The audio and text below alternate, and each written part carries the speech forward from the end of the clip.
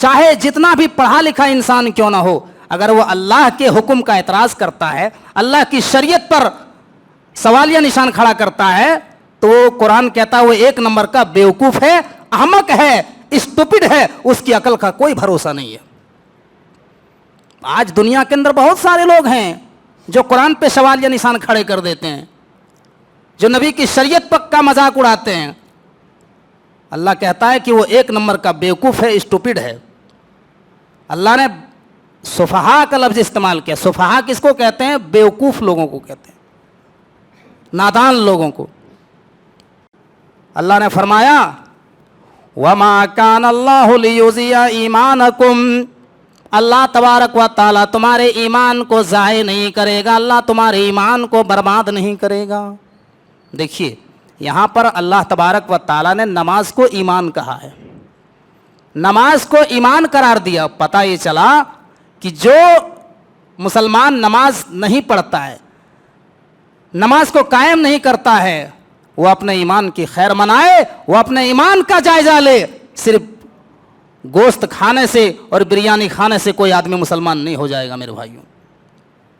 व नक़सिम मिनल अमवाल, और अल्लाह फरमाता है कि ऐ लोगों हम तुम्हें आजमाएंगे मालों में नुकसान करके, तुम्हारे कारोबार में नुकसान करके हम तुम्हें आजमाएंगे।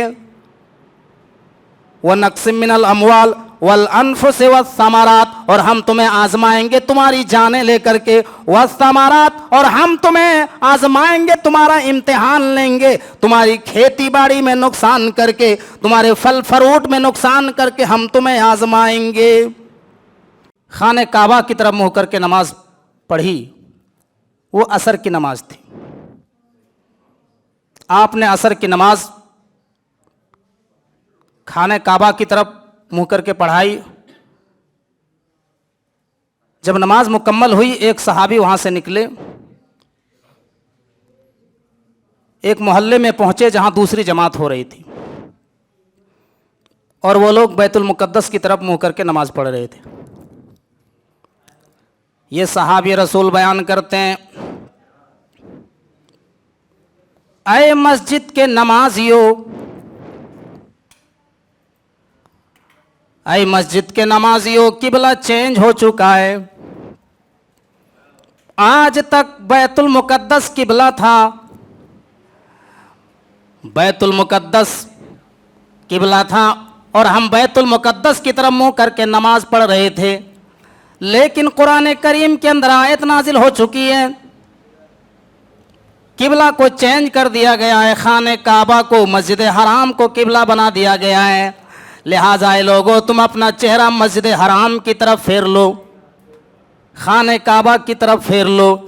वो सारे के सारे लोग नमाज ही की हालत में, रुकू ही की हालत में सारे के सारे लोगों ने अपना चेहरा फेर लिया, मस्जिद हराम की तरफ चेहरा कर लिया, खाने काबा की तरफ कर लिया। नमाज ही की हालत में लोग मुड़ गए। और आज भी मदीना के अंदर वो मस्जिद मौजूद है जिस मस्जिद को मस्जिद किबलतैन कहा जाता है, दो किबलों वाली मस्जिद, जहां एक ही टाइम में दोनों किबलों की तरफ मुंह करके नमाज पढ़ी गई। आधी नमाज बैतुल मुक़द्दस की तरफ मुंह करके पढ़ी गई और आधी नमाज मस्जिद हराम की तरफ पढ़ी गई। इसीलिए उस मस्जिद का नाम मस्जिद किबलतैन रखा गया, और आज भी मदीना के अंदर वो मस्जिद मस्जिद किबलतैन के नाम से मौजूद है। जब ये किबला चेंज हुआ तो इस पर मुनाफिकों ने, यहूदियों ने बड़ा मजाक उड़ाया, इस मसले को बहुत उछाला और कहने लगे यार इनकी शरीयत का कोई भरोसा ही नहीं। बताइए 16-17 महीने तक ये बैतुल मुक़द्दस की तरफ मुँह करके नमाज पढ़ रहे थे, अचानक ये क्या कर दिया इन लोगों ने, खाने काबा की तरफ मुँह करके नमाज पढ़ने लगे। इनकी शरीयत का कोई भरोसा है? ये कौन सा दीन है? बहुत मुनाफिकों ने मजाक उड़ाया, यहूदियों ने मजाक उड़ाया। उन्हीं लोगों का तज़किरा अल्लाह रब्बुल आलमीन ने इस पारे के आगाज़ में किया जिन लोगों ने अल्लाह के हुक्म से एतराज़ किया। फरमाया सयक़ूलु सुफ़हाउ मिनन नासि मा वल्लाहुम अन क़िबलतिहिमुल्लती कानू अलैहा, अनकरीब ये बेवकूफ़ लोग कहेंगे, स्टूपिड लोग कहेंगे, नादान लोग कहेंगे, अहमक लोग कहेंगे मुशरिकीन को क्या हो गया है, इन्होंने किबला को क्यों बदल दिया, कौन सी वजह आ गई, कौन सा सबब पैदा हो गया। आज तक बैतुल मुकद्दस की तरफ मुंह करके नमाज पढ़ रहे थे, अभी कौन सा सबब पैदा हो गया कि बैतुल मुकद्दस के बजाय खाने काबा की तरफ मुंह करके पढ़ने लगे। अल्लाह ने फरमाया कुल लिल्लाहिल मशरिकु वल मगरिबु यहदी मन यशाउ इला सिरातिम मुस्तकीम।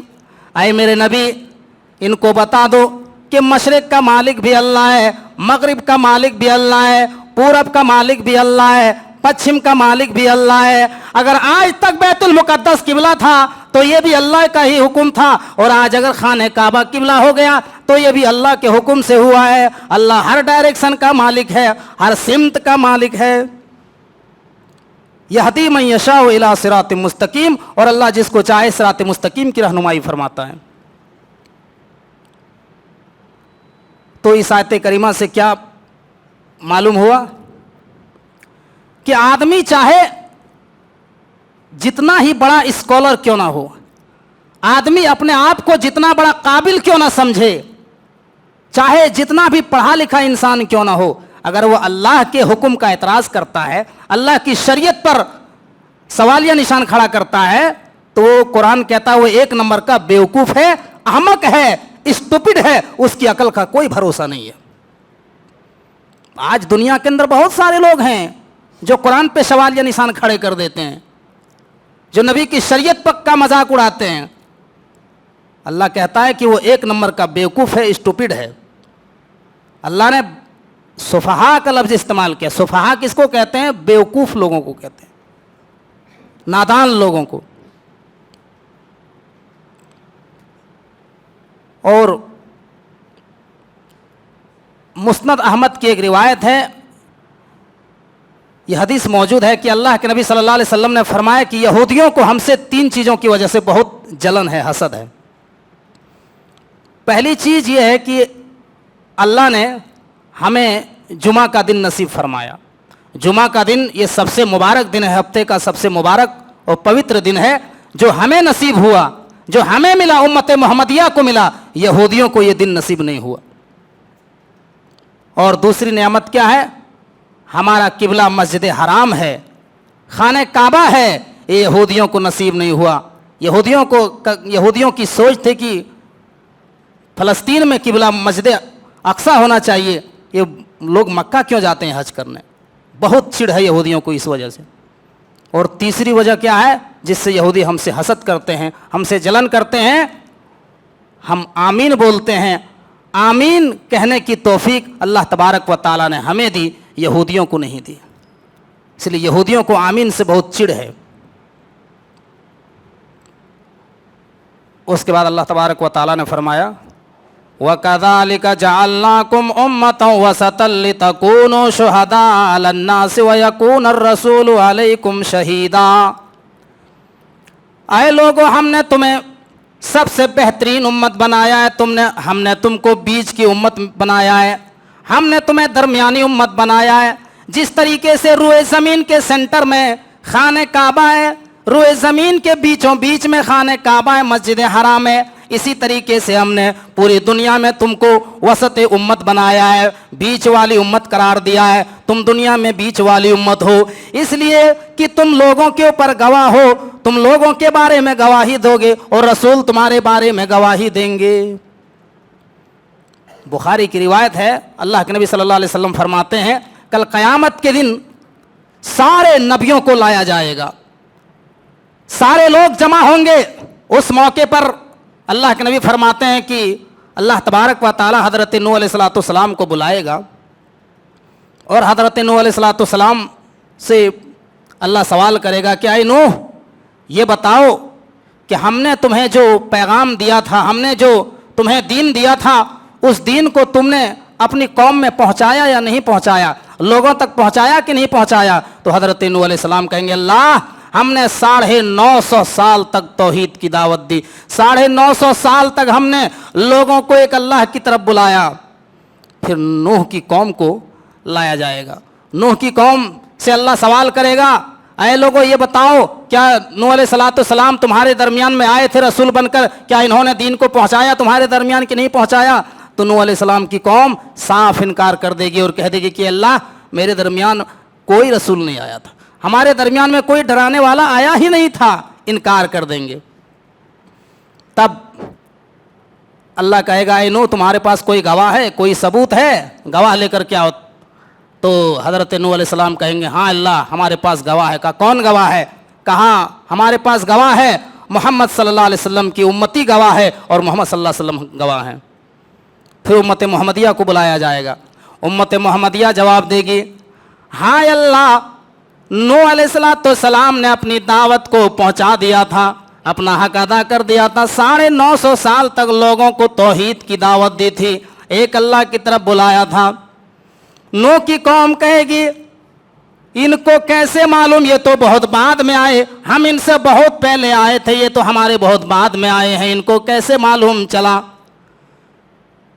अल्लाह के नबी सल्लल्लाहु अलैहि वसल्लम फरमाते हैं इस उम्मत के लोग गवाही देंगे कि हमने कुरान में पढ़ा, हमारे नबी जनाब मोहम्मद रसूलुल्लाह सल्लल्लाहु अलैहि वसल्लम ने फरमाया। फिर अल्लाह के नबी भी गवाही देंगे कि हाँ अय अल्लाह नूह अलैहिस्सलाम सही कह रहे हैं, नूह अलैहिस्सलाम ने अपना हक अदा कर दिया था, 950 साल तक लोगों को तौहीद की दावत दी थी। तो ये उम्मत बीच की उम्मत है, उम्मत वसत है। आप यहूदियों में देखिए, यहूदियों में क्या है, ईसाइयों में क्या है, उनके यहाँ इफरात व तफरीत है। यहूदियों ने अपने नबियों की शान में गुस्ताखी की, नबियों को कत्ल कर दिया, बहुत सारे नबियों को यहूदियों ने। और ईसाइयों ने क्या किया, अपने नबियों की शान में इतना गुलू किया, इतना गुलू किया कि ईसा अलैहिस्सलाम को अल्लाह का बेटा कहने लगे। और हमारे यहाँ ना इफरात है ना तफरीत है, हम बीच वाले हैं, हम एतदाल वाले हैं, हम दरमियानी उम्मत हैं। उसके बाद अल्लाह फरमाता है वमा जअलनल क़िबलतल्लती कुन्ता अलैहा इल्ला लिनअलम मन यत्तबिउर रसूल मिम्मन यनक़लिबु अला अक़ीबैहि। आए मेरे नबी, हमने किबला बदलने का हुक्म इसलिए दिया ताकि हम जांच कर सकें, हम ये चेक कर सकें कि कौन इस पे साबित कदम रखता है, कौन ईमान पे साबित कदम रखता है और कौन ईमान से फिर जाता है। हम किबला चेंज करके ये देखना चाहते हैं कि किसके पेशानी में बल आता है, किसके पेशानी में बल आता है, और कौन जो है सर झुका देता है कि अगर ये अल्लाह का हुक्म है तो हम मान लेते हैं। ये देखने के लिए हमने किबला को चेंज किया। अब उस वक्त सहाबा इकराम के दिल में एक सवाल पैदा हुआ कि अल्लाह के नबी, हम लोगों ने 16-17 महीने तक जो नमाज पढ़ी बैतुल मुक़द्दस की तरफ मुंह करके, उन नमाज़ों का क्या होगा?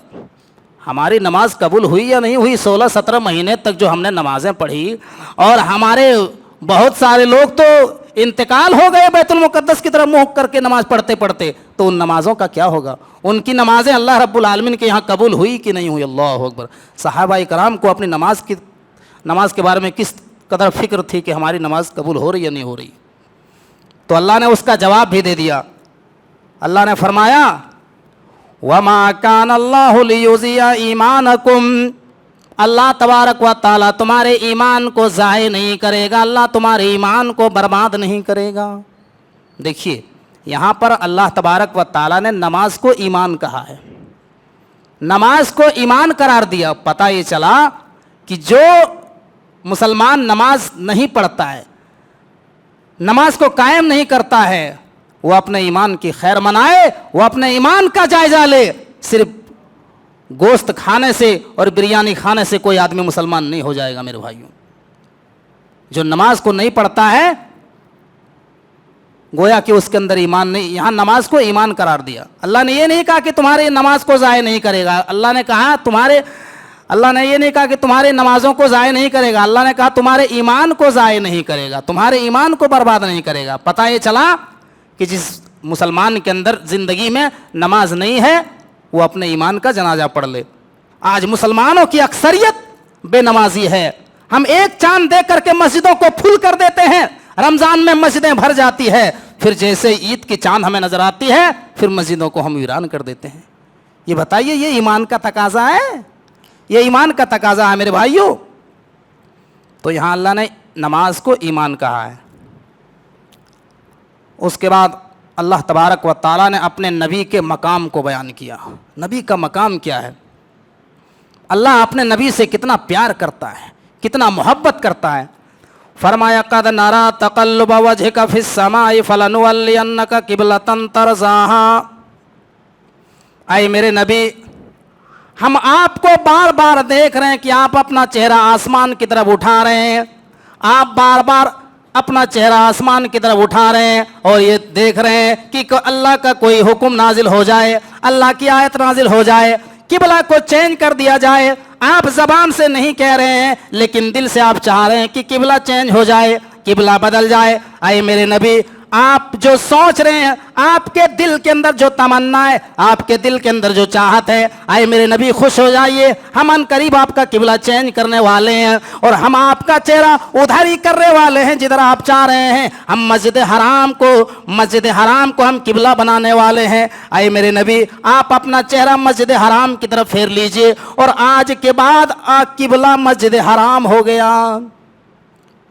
आप उधर ही मुंह करके नमाज पढ़ेंगे जिधर आप चाह रहे हैं, आपका दिल चाह रहा है। हम देख रहे हैं कि आप बार बार नजरें आसमान की तरफ उठा रहे हैं। आए मेरे नबी, हम आपकी तमन्ना को ज़रूर पूरा करेंगे और हम किबला चेंज करने वाले हैं। मेरे भाइयों, अल्लाह ने अपने नबी की दिल की तमन्ना को भी पूरा कर दिया। उसके बाद अल्लाह तबारक व तआला ने फरमाया कि ऐ मेरे बंदो, तुम मुझे याद करो, मैं तुम्हें याद करूंगा। जो मुसलमान अल्लाह का जिक्र करेगा, अल्लाह तबारक व ताला भी उसको याद करता है। फरमाया फदकुरूनी अज़कुरुकुम वश्कुरूली वला तकफुरून। जो मेरा जिक्र करता है मैं उसका जिक्र करता हूं, जो मेरा शुक्र अदा करता है। ऐ मेरे बंदो, अल्लाह का जिक्र करो, अल्लाह का जिक्र करो। अल्लाह कहता तुम मेरा जिक्र करोगे तो मैं तेरा जिक्र करूंगा और तुम शुक्रगुजार बंदा बनो और अल्लाह का ना शुक्रा ना बनो। हर हाल में अल्लाह ने आपको जिस हाल में रखा है, हर हाल में अल्लाह रब्बुल आलमीन का शुक्रिया अदा करो। हर हाल में, जिस हाल में भी अल्लाह रखा है, और अल्लाह का जिक्र अपने ज़बान में हर वक्त चलते फिरते अल्लाह रब्बुल आलमीन का जिक्र करनी चाहिए। अल्लाह के नबी फरमाते हैं, हदीस कुदसी है, हदीस कुदसी में अल्लाह के नबी फरमाते हैं कि अल्लाह फरमाता है कि एक बंदा जब अल्लाह तबारक व ताला को अपने दिल में याद करता है तो अल्लाह उसको अपने दिल में याद करता है। जब बंदा अपने दिल में अल्लाह को याद करता है तो अल्लाह भी अपने दिल में उसको याद करता है। और जो बंदा अल्लाह को मजलिसों में याद करता है, जुमे के खुतबे में याद करता है, दर्स में याद करता है, जलसों में याद करता है, दीनी मजलिस में बंदा जो है अल्लाह का जिक्र करता है तो अल्लाह तबारक व ताला भी उसका जिक्र मजलिसों में करता है। और अल्लाह की मजलिस कितनी बेहतरीन मजलिस होती है, फरिश्तों के मजमे में अल्लाह तबारक व ताला उसको याद करता है। फरिश्तों के मजमे, उससे बेहतरीन मजलिस क्या हो सकती है मेरे भाई।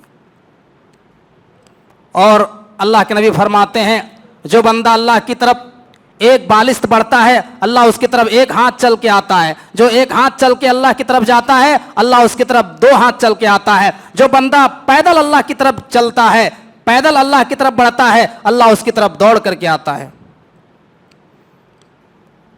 और अल्लाह ने कहा कि तुम जिस हाल में भी हो, तुम अल्लाह के शुक्रगुजार बंदे बनो और नाशुक्रा ना बनो। फारसी के एक बहुत बड़े अदीब गुजरे हैं, शेख सादी रहमतुल्लाह अलैह। शेख सादी रहमतुल्लाह अलैह फारसी के एक बहुत बड़े अदीब गुजरे हैं। एक मर्तबा वो बगदाद सफ़र कर रहे थे, पैदल सफ़र कर रहे थे, गर्मी के मौसम हैं, पैरों में चप्पल जूते नहीं हैं। शेख सादी रहमतुल्लाह अलैह अल्लाह से शिकवा कर रहे हैं, शिकायत कर रहे हैं कि अल्लाह, हम इतने बड़े अदीब हैं, हम इतना बदनसीब इंसान हैं कि हमारे पैरों में जूते नहीं हैं, हमारे पैरों में चप्पल नहीं है, हम कितना बदनसीब इंसान हैं। इतने में शेख सादी रहमतुल्लाह अलैह क्या देखते हैं कि एक आदमी है जिसके दोनों पैर नहीं हैं, दोनों पैर कटे हुए हैं, पैरों से माजूर हैं, मजबूर हैं। जब शेख सादी रहमतुल्लाह अलैह ये मंजर देखते हैं, अल्लाह तबारक व ताला का फौरन शुक्रिया अदा करते हैं और कहते हैं कि अल्लाह, तेरा लाख लाख शुक्र है, तेरा शुक्र है, मेरे पास जूते नहीं तो क्या हुआ, मेरे पैरों में चप्पल नहीं तो क्या हुआ, मैं जूते तो खरीद भी सकता हूं, मैं चप्पल तो खरीद भी सकता हूं, लेकिन अल्लाह इसके तो पैर नहीं है, ये टांगे कहां से लाएंगे, इसके पैर नहीं है। अल्लाह मैं इससे तो बेहतर हूं, मैं इससे तो कई गुना बेहतर हूं, इसकी तो टांगे नहीं है, ये टांगे कहां से खरीदेंगे, हमारे पास जूते नहीं तो मैं जूते कभी भी खरीद सकता हूं। तो अल्लाह यही कहता है फज़कुरूनी अज़कुरुकुम वश्कुरू ली वला तकफुरून। ऐ मेरे बंदो, जिस हाल में भी तुम हो अल्लाह रब्बुल आलमीन का शुक्र अदा करो और अल्लाह के ना शुक्रे ना बनो, अल्लाह के ना शुक्रे ना बनो। उसके बाद अल्लाह तबारक व तआला ने एक बहुत बड़ी हकीकत को बयान किया कि मेरे बंदो, तुम्हारी ज़िंदगी में नसीब फराज आएगा, तुम्हारी ज़िंदगी में उतारो चढ़ाओ, इम्तिहानात, आजमाइशें तुम्हारी ज़िंदगी में आएंगी। तुम्हें कभी मुसीबतों से सामना करना पड़ेगा, कभी खुशियों का सामना करना पड़ेगा, हर मराहिल से तुम्हें गुजरना पड़ेगा। और हम देखिए, जब स्कूल में जो लोग पढ़ते हैं, मदारिस में पढ़ते हैं, तो मदारिस में साल में 2 मरतबा इम्तिहान होता है। एक सिस्माही में इम्तिहान होता है 6 महीने बाद, एक मरतबा होता है लास्ट में फाइनल एग्ज़ाम होता है। और उस एग्ज़ाम का डेट पहले से बता दिया जाता है, इत्तला कर दी जाती है कि फ़लाँ तारीख से एग्ज़ाम है, तो बच्चे तैयारी में लग जाते हैं।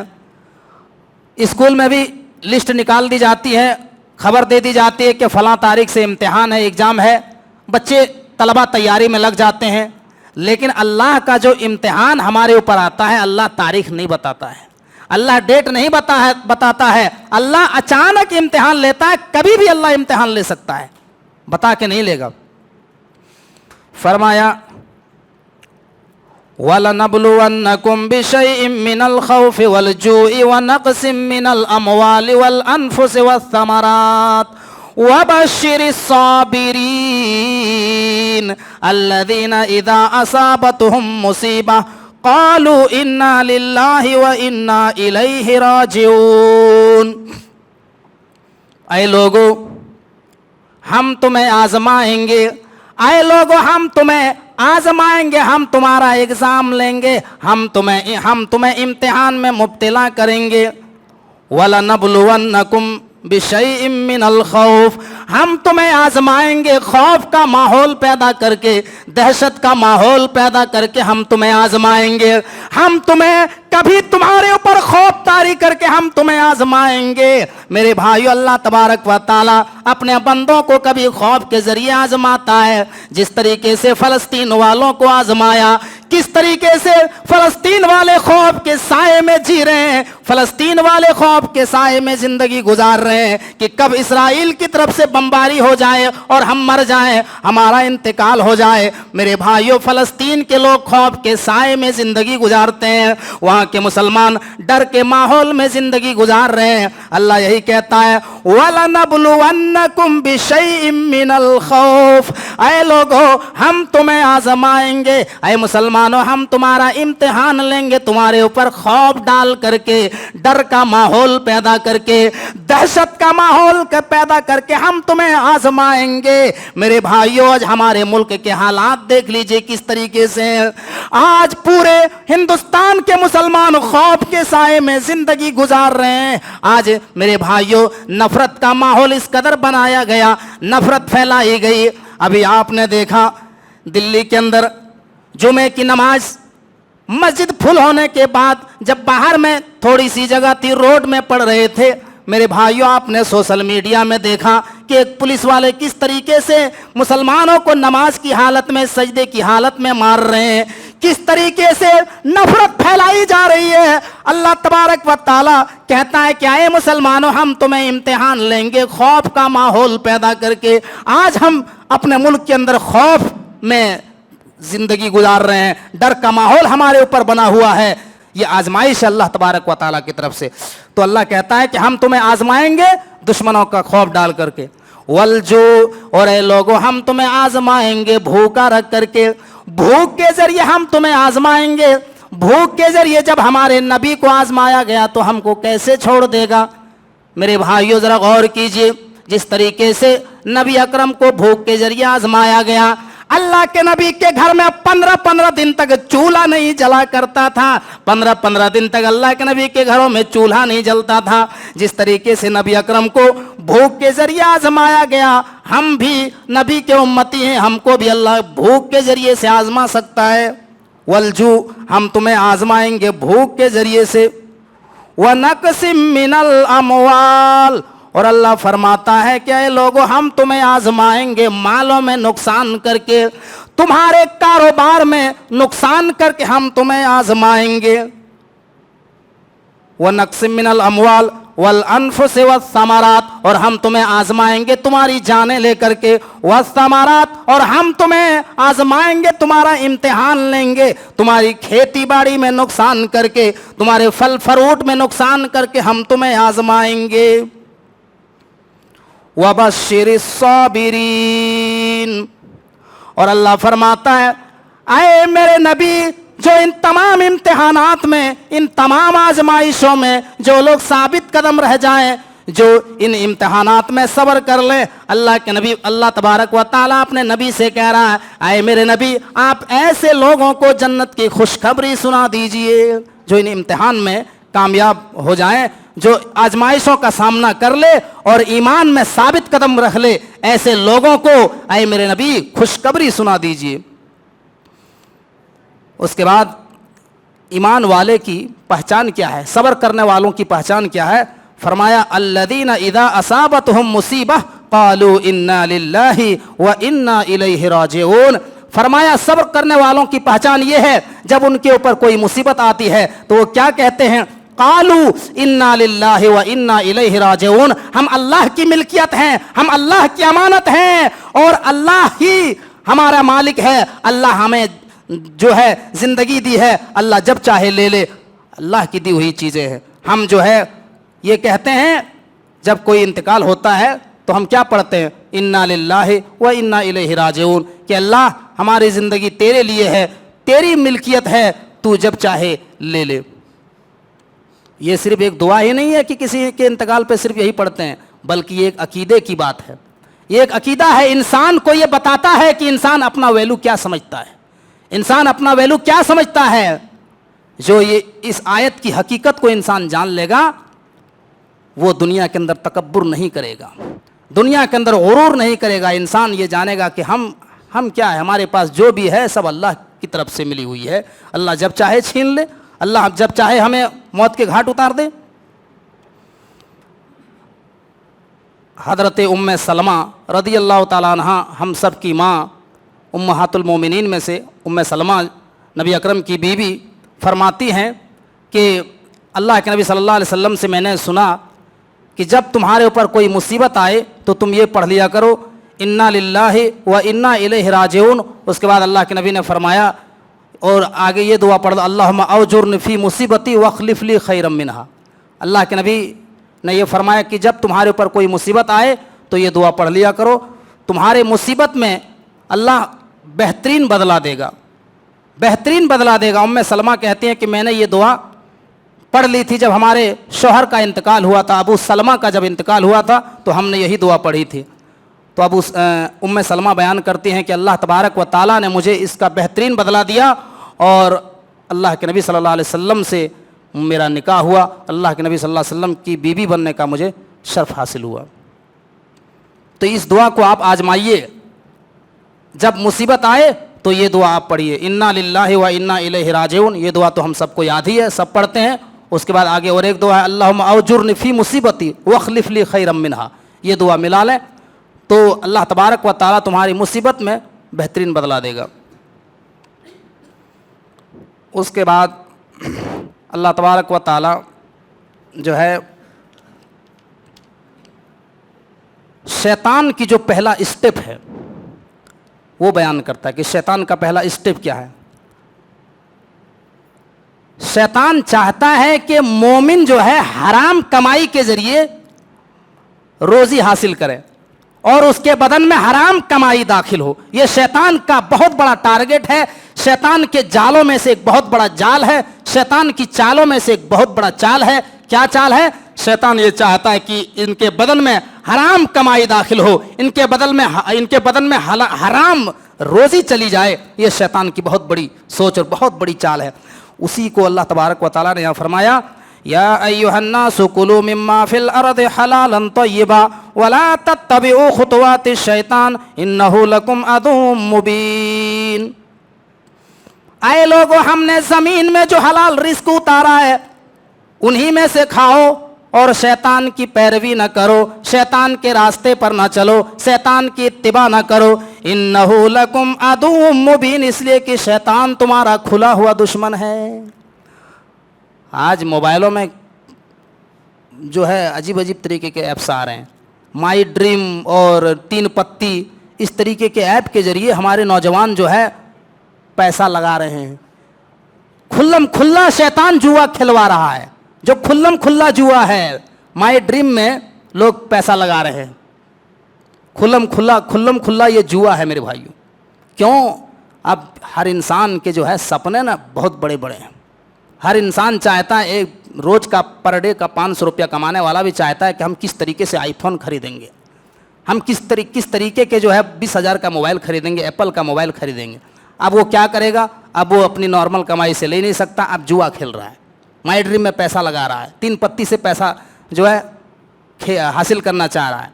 तो ये शैतान की बहुत बड़ी चाल है मेरे भाइयों।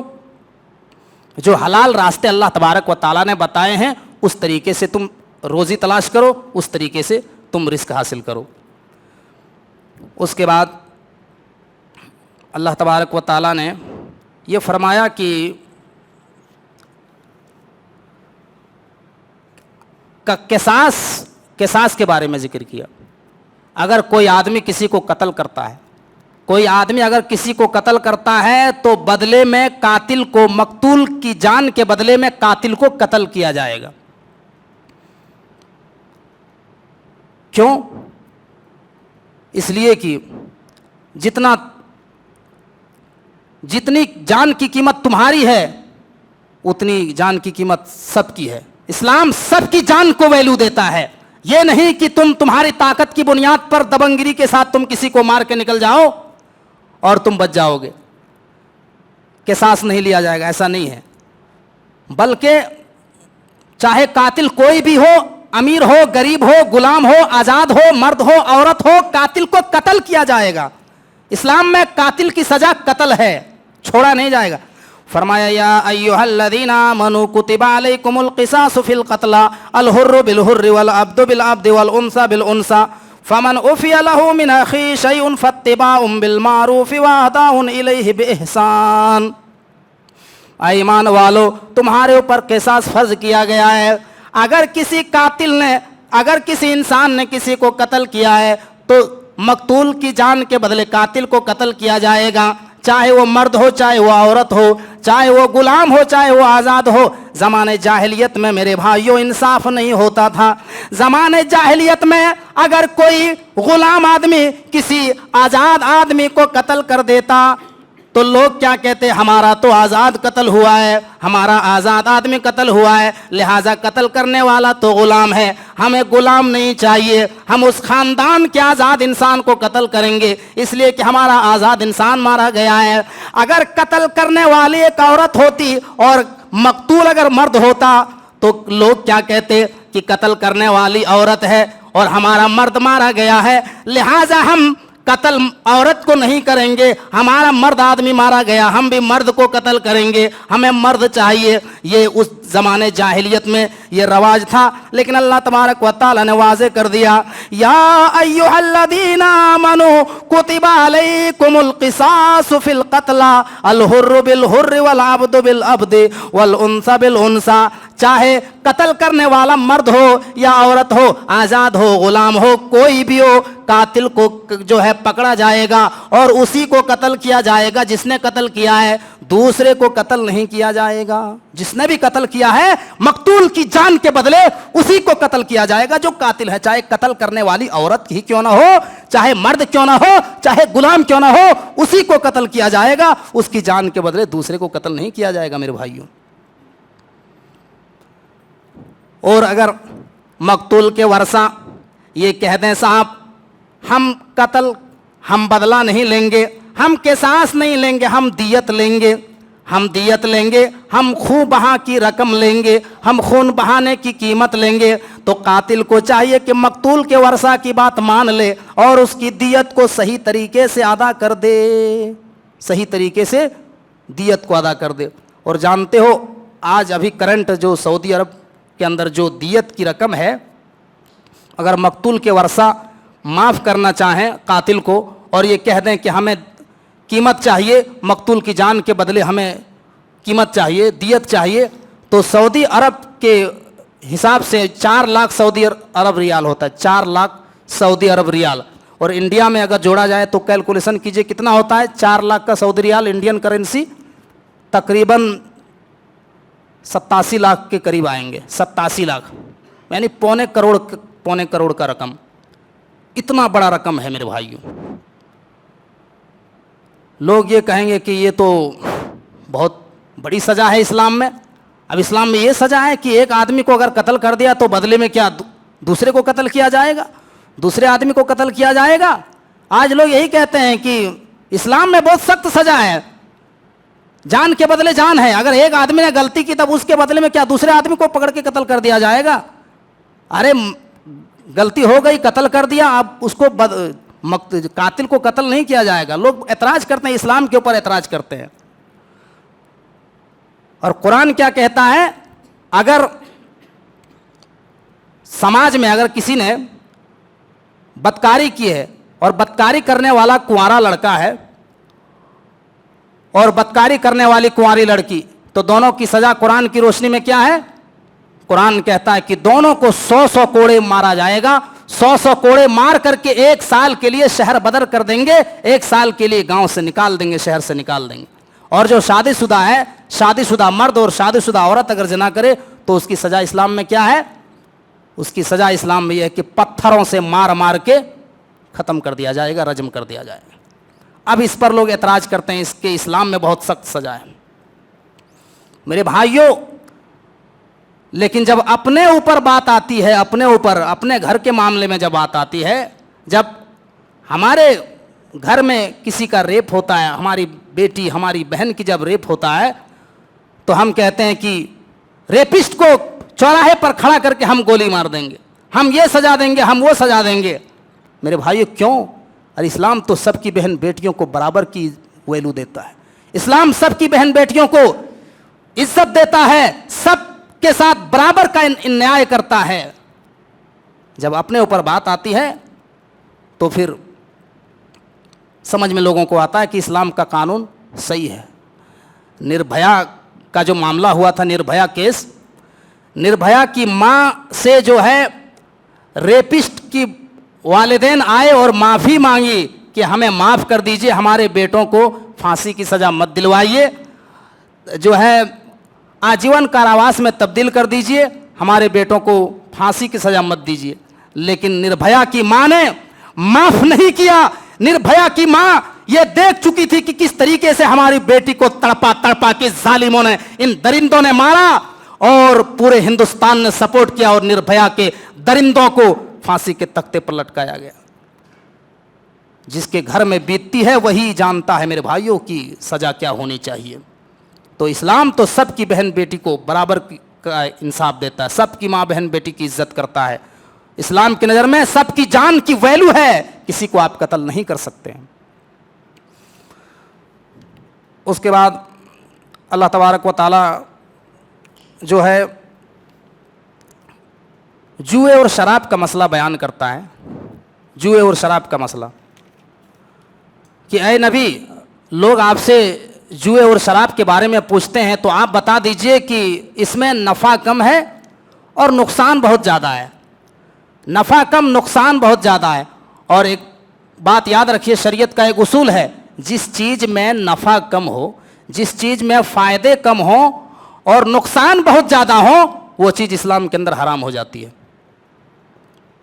शराब के अंदर फ़ायदा है, शराब के अंदर फ़ायदा है, जुए के अंदर भी फ़ायदा है, लेकिन इसका नुकसान फ़ायदे से बहुत ज़्यादा है, इसका नुकसान बहुत बढ़कर है।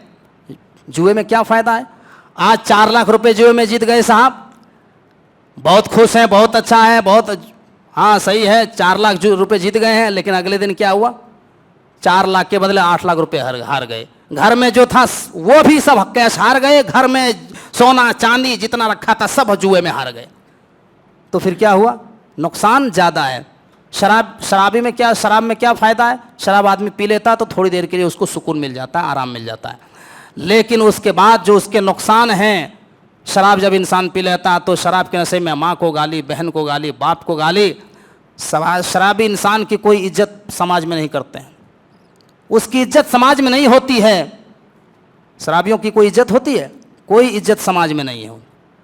तो इसका नुकसान बहुत ज़्यादा है, और दुनियावी नुकसान भी है, आखिरत में भी जो है तो वो है ही। दुनियावी नुकसान है, डॉक्टर से पूछो किडनी फेल, ये फेल, वो फेल, तो दुनिया में भी नुकसान है। उसके बाद जो है अल्लाह तबारक व ताला ने हैज़ के बारे में बयान फरमाया कि आए मेरे नबी, लोग आपसे हैज़ के ताल्लुक़ से सवाल करते हैं, हैज़ के ताल्लुक़ से पूछते हैं, तो आप बता दीजिए कि ये औरत के अंदर एक तकलीफ़ की चीज़ है, एक तकलीफ़ की चीज़ है। लिहाजा जब औरत हैज़ की हालत में हो तो तुम उनके करीब मत जाओ, हत्ता यतहुरना, यहाँ तक कि वो पाक ना हो जाएं, तब तक तुम अपनी बीवियों के करीब मत जाओ। अब यहाँ एक मसला ये है कि अगर औरत हैज से हो और वो पाक हो जाए, अगर उसने गुस्ल नहीं किया है, तो कब हम बिस्तरी करना जायज़ है? तो मुफस्सिरीन लिखते हैं कि औरत अगर हैज से पाक हो गई है और वो गुस्ल नहीं किया है, तब भी हम बिस्तरी करना जायज़ है। हैज औरत का रुक गया है तो आप हम बिस्तरी कर सकते हैं। और उसके बाद जो है, ये भी आप सरसरी तौर पे मैं बताता चलूँ, तलाक़ का मसला बयान किया। तलाक़ देखिए, अगर बहुत सारे लोगों में ऐसा होता है मियाँ बीवी में पटरी नहीं खा रही है, आदमी को अपनी बीवी के साथ पटरी नहीं खा रहा है, वो नहीं रखना चाहता, तो क्या करेगा? वो तलाक देगा। अब अगर औरत अपने शौहर के साथ नहीं रहना चाह रही है, अगर औरत खुद जो है नहीं रहना चाह रही है अपने शौहर के साथ, तो वो क्या करेगी? इस्लाम को लोग बदनाम करते हैं कि अरे इस्लाम में तलाक है, मर्द जब चाहे तलाक दे देते हैं, लेकिन औरत भी अगर नहीं रहना चाहे तो औरत क्या करेगी? औरत भी अपने शौहर को तलाक देगी, लेकिन उसको तलाक नहीं कहा जाएगा, उसको खुला कहा जाता है, खुला कहा जाता है। और वो खुला लेकर के, मेहर वगैरह दे करके वो आज़ाद हो सकती है, वो फिर दूसरी जगह शादी कर सकती है। उसके बाद जो है इद्दत का मसला बयान किया। इद्दत कितने महीने का?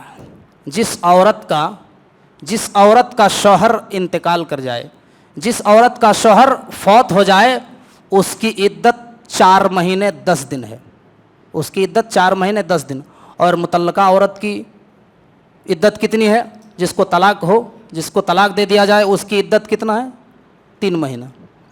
और जो औरत अपने शौहर से खुला ले ले, उसकी इद्दत कितनी है? 1 महीना।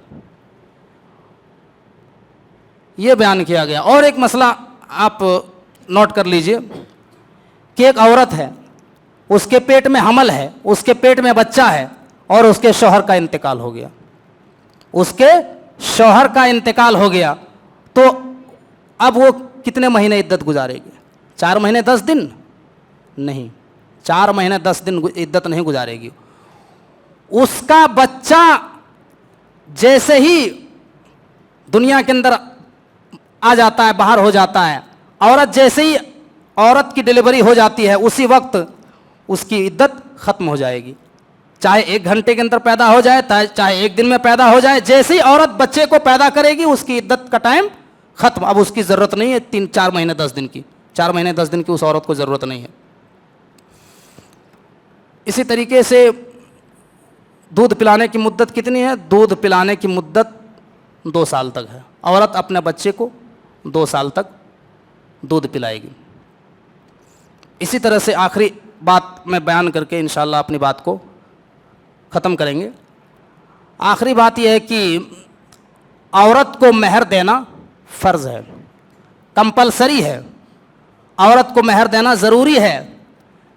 आज हमारे समाज में हो क्या रहा है, लिखवा लिया निकाह के टाइम में, लिखो काजी साहब से लिखवा लेते हैं नाम कमाने के लिए, 50,000 रुपया हम महर, 50,000 रुपये, और दे नहीं रहे साहब, उधार छोड़ दिया, और पूरी ज़िंदगी ऐसे ही उधार छोड़ दिया। जब वो आखिरी टाइम उसका आ गया, जब वो आदमी इंतकाल हो गया, तो लोग बेगम से कहते हैं बेगम अपने शौहर को माफ़ कर दो। बताइए, माफ नहीं है, आपको मेहर देना पड़ेगा, मेहर औरत को देना ही पड़ेगा। अगर औरत अपनी तरफ से खुशी से अगर माफ़ कर दे तो वो अलग मसला है, वो एक अलग चीज़, लेकिन मेहर बहरहाल आपको देना है, कंपलसरी है, मेहर ज़रूरी है। तो ये चंद बातें थी, दूसरे पारे का मुख्तसर खुलासा हमने आपके दरमियान में किया है। अल्लाह तबारक व तआला से दुआ है कि बार जितनी भी बातें हमने बयान की, तमाम बातों को समझने के साथ साथ पूरी बातों पर अमल पैरा होने की तौफीक अता फरमाए। व आखिरु दावाना अनिल हम्दुलिल्लाहि रब्बिल आलमीन। अस्सलामु अलैकुम व रहमतुल्लाहि व बरकातुहू।